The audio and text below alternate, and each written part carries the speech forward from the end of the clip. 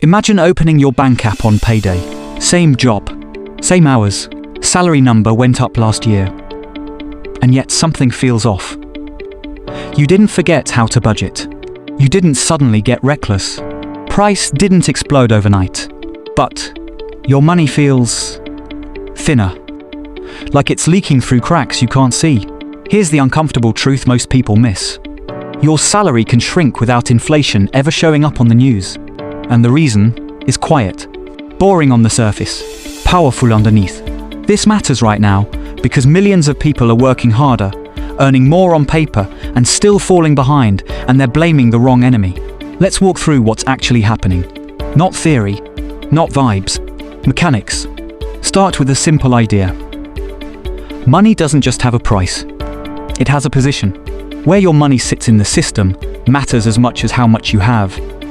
And most workers are sliding backward in that system without realizing it. Here's how. Your salary is paid in cash. Your life is priced in assets. Rent is tied to property values. Education is tied to long-term debt markets. Healthcare is tied to insurance pools and pricing power. Even groceries increasingly follow corporate margin targets, not raw costs. So while your paycheck moves in small steps once a year, the things you pay for are moving continuously. Daily, hourly, algorithmically. This isn't inflation in the classic sense. It's asset drift. Assets rise first. Wages chase later. Sometimes, never catch up. Now layer in the part nobody likes to talk about. Your salary is a cost to someone else. And modern economies are aggressively optimized to control costs, not protect incomes. Companies don't wake up asking, how do we make workers richer? They ask, how do we stabilize expenses? Wages are the most sensitive expense they have.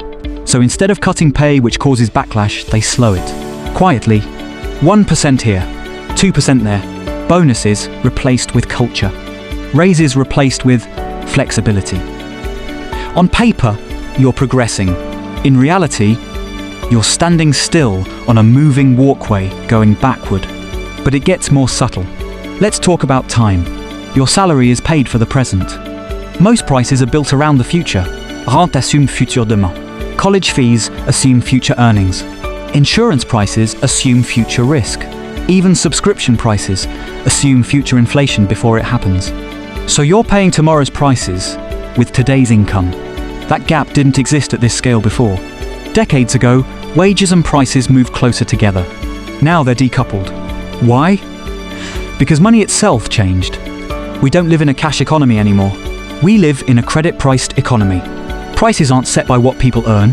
They're set by what people can borrow. If banks are willing to lend more, prices can rise without wages moving at all. That's how housing can double while salaries crawl. That's how education costs explode while entry-level pay stagnates. Credit expands first. Income adjusts last. And you, the worker, are stuck in between. Here's the uncomfortable math. If your salary goes up 5% in a year, but asset-based costs rise 8%, you didn't gain 9%. You lost 3%. Even if inflation headlines say under control, official inflation baskets lag reality. They smooth spikes. They average pain. Your life doesn't get averaged. It gets billed. Now let's add the part that really shrinks your salary. Taxes didn't suddenly jump, but effective burden did. More fees, more co-pays, more optional services that aren't optional. You're paying for things that used to be bundled, subsidized, or ignored. Think about it. Internet, cloud storage, app subscriptions, platform fees, service charges. None of these scream inflation, but they all drain purchasing power. Your salary didn't get smaller. The number of mouths feeding on it increased. And then there's productivity, the biggest irony of all. You're more productive than ever. Technology made sure of that. But productivity gains don't flow to wages by default. They flow to whoever owns the system. Software scales. Labor doesn't. So efficiency gains compress the need for human time, while increasing output and the reward goes upward. Not because of conspiracy, because of structure. Owners capture upside. Workers absorb stability. Stability sounds nice until prices stop being stable. Here's where the illusion really breaks. You're told the economy is strong. Markets are up. Growth is resilient. All true.